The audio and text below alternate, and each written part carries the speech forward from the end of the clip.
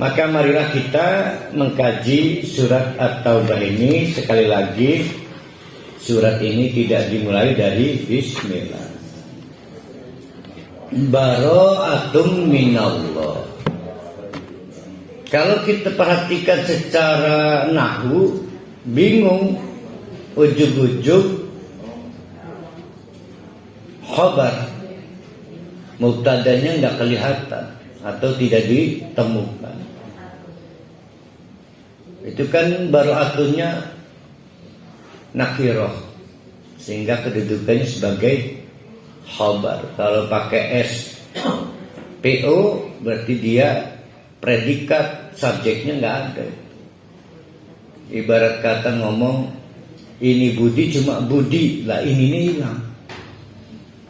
Bara'atun minallah, sehingga mubtadanya itu muqaddarah. Kalau kita munculkan menjadi hadhihi bara'atun minallah. Ini adalah bara'atun, pernyataan apa bara'ah itu. Jadi kalau kita mau pepeluannya, seret itu ya, itu bara'ah. Pernyataan pemutusan hubungan damai. Bara'ah, ini bari'u minkum. Tapi bukan dari Nabi Muhammad, minallah, dari Allah. Pahami ini soal, ini Allah berarti mengembargo manusianya, bukan. Ini terkait prolog tadi, yaitu peristiwa tahun 6 Hijriah. Jadi Nabi adalah bagian dari perjanjian Hudaybiyah. Sehingga kata Allah, hadhihi bara'atun minallah. Seolah ingin ngomong Hudaybiyah udah gak ada lagi, sudah di end, sudah berakhir. Wa rasulihi, juga Rasulullah turut serta dalam bara'ah ini, pernyataan pengakhiran hubungan damai bilateral. Hadhihi bara'atun minallah wa rasulihi ilal ladzina ahadtum minal musyrikin, yang disampaikan kepada para pihak yang terikat perjanjian dari kalangan orang-orang musyrik. Nah, maka Abu Bakar As-Siddiq juga termasuk Umar bin Khattab berkeliling selama haji itu, mengumumkan maklumat-maklumat itu. Bara'atun minallah, kaget itu. Karena mereka sendiri adalah orang yang sudah capek perang Badar dan perang-perang lainnya. Syakwa sangka, hubungan dagang nggak efektif, perjalanan ke Syam diganggu terus di Madinah. Ya, mereka kan kalau mau melakukan rihlah perdagangan menuju Syam, jalur sutranya kan lewat Madinah. Di Madinah dijegal lagi, dibegal lagi, dirampok lagi oleh sahabat-sahabat Nabi yang menganggap hartanya juga dirampok oleh orang-orang Mekah. Itulah apa yang kamu ambil, sini saya ambil lagi. Sehingga menganggap capek. Perjanjian Hudaybiyah itu adalah penyelesaian bersama, kedua belah pihak mengambil keuntungan. Nah, ini hari kata Allah bara'atun minallah, sehingga kaget. Yang di pikiran Abu Jahal, Abu Lahab bukan soal bagaimana bisa tawaf dengan bugil. Gimana ini ya? Sudah tidak ada jaminan gencatan senjata lagi. Bara'atun minallah wa rasulihi ilal ladzina ahadtum minal musyrikin. Maka tidak dimulai dengan bismillah, karena dianggap oleh para ulama dari model awal surat yang ada di dalam Al-Quran ini yang paling keras. Kalau ada sebutan radikal, ini super radikal. Maka orang musyrik harus terteror, dan faktanya terteror. Jadi kalau kita nggak terteror berarti nggak paham bahasa Arab. Yaitu bara'atun minallah. Timbul pertanyaan, apakah dengan demikian Allah mengembargo aspek lainnya? Oh enggak. Aspek lainnya jalan terus. Orang musyrik dapat rezeki kok.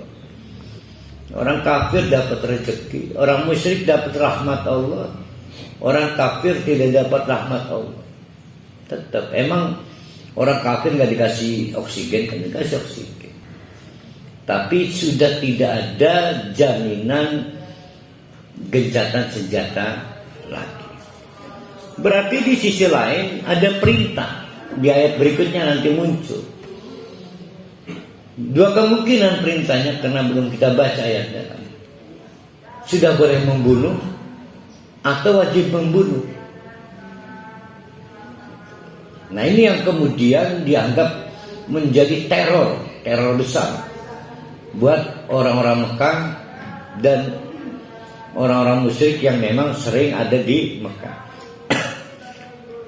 Jalan keluarnya fasihu, maka travelinglah, gunakan oleh kalian untuk traveling di Mekah, fil ardi, di kawasan Mekah. Arba'ata asyurin, paling lambat 4 bulan. Pegang ya, 4 bulan. Yang selanjutnya di ayat berikutnya 4 bulan ini disebut dengan bulan-bulan hurum, bulan haram. Ini berbeda dengan bulan haram yang dalam teks hadis. Ini bukan bulan haram yang Rajab, Zulqia'dah, Zulhijjah, Muharram. Kendati pun ada tafsir lain yang menganggap ya sama barangnya. Yang arba'at asyur itu ya itu tuken. Saya melihat secara tarikh kalau ikut prolog tadi di awal nggak nyambung.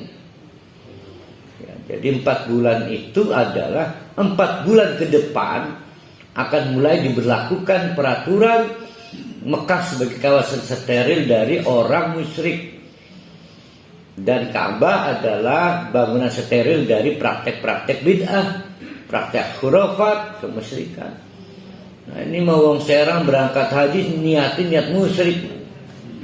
Ya, senjeng aja. Berarti dia nggak baca surat At-Taubah. Ya. Mungkin di Qur'annya hilang surat At-Taubahnya, udah bismillahnya hilang, suratnya hilang. Jadi perangnya belum berakhir.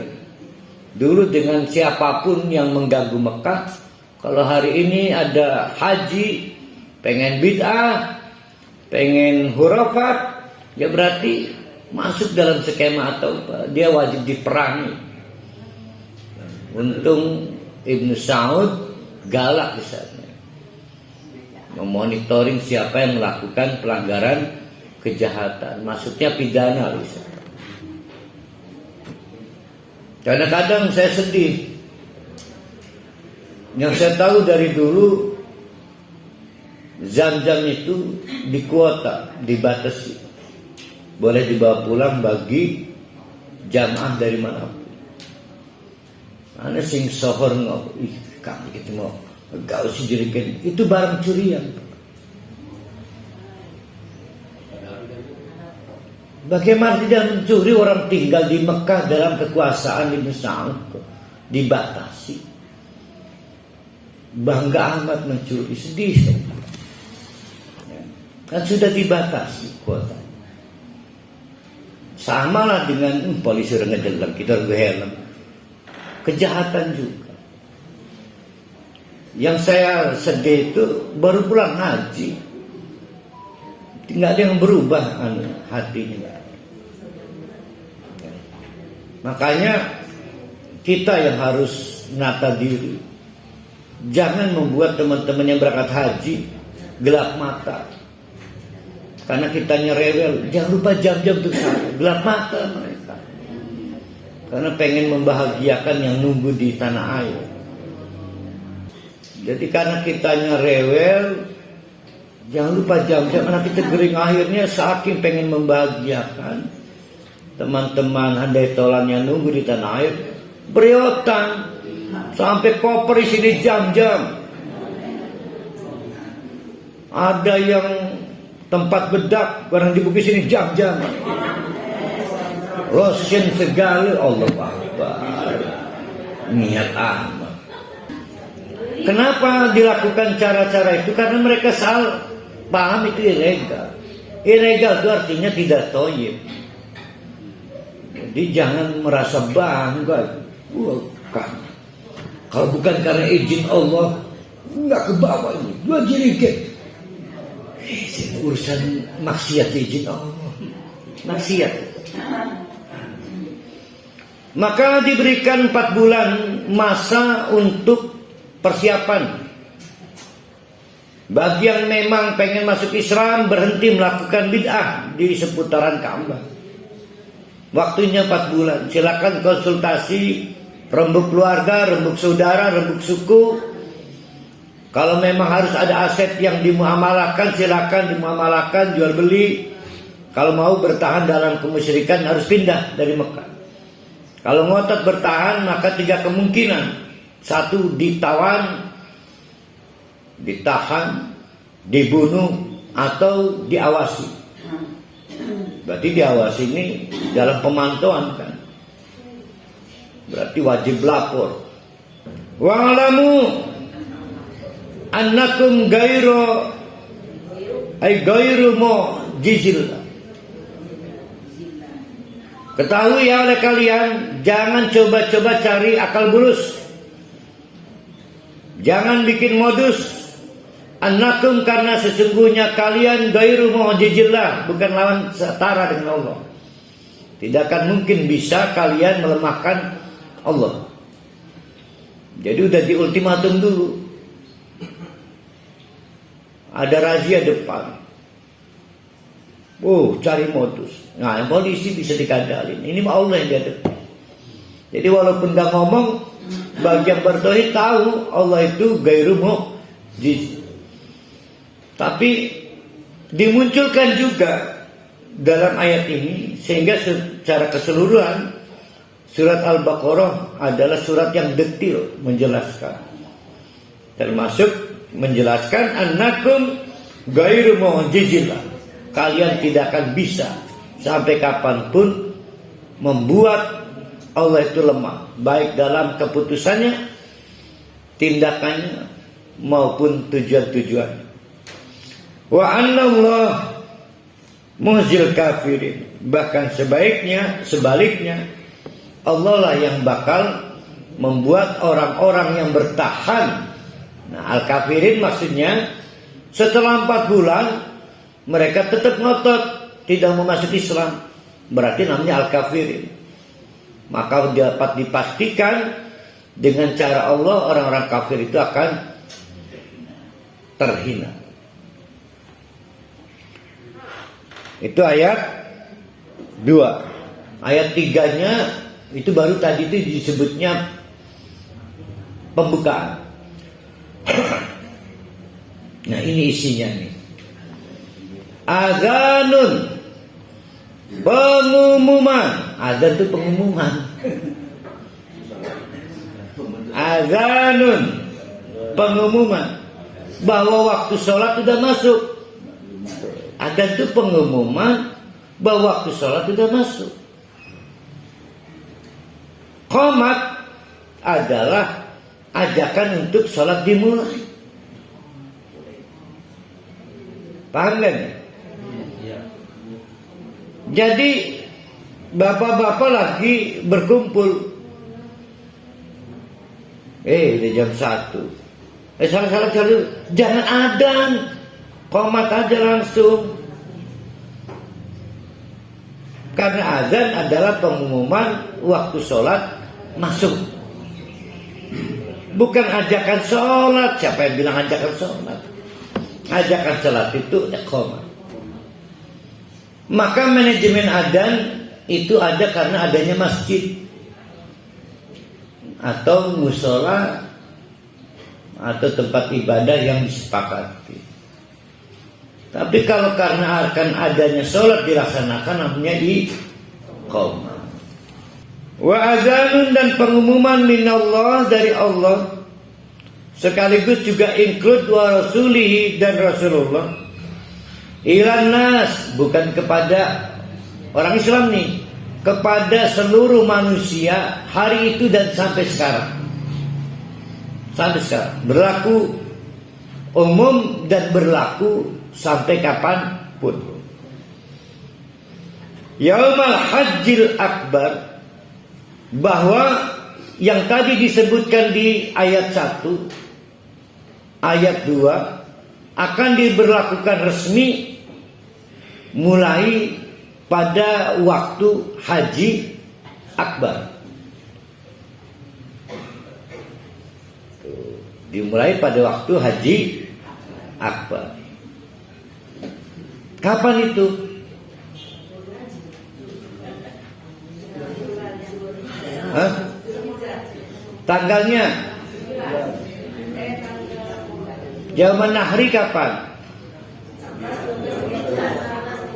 Nah, pinter. Mulai tanggal 11 Zulhijjah. Jadi pengumuman tadi diberlakukan mulai tanggal 11 Zulhijjah, akan berakhir berarti Zulhijjah, terus habis Zulhijjah apa? Muharram, terus Safar, Rabiul Awal tanggal 11 dinyatakan halal dibunuh siapapun yang masih melawan aturan Allah. Itu yang dimaksud 4 bulan haram.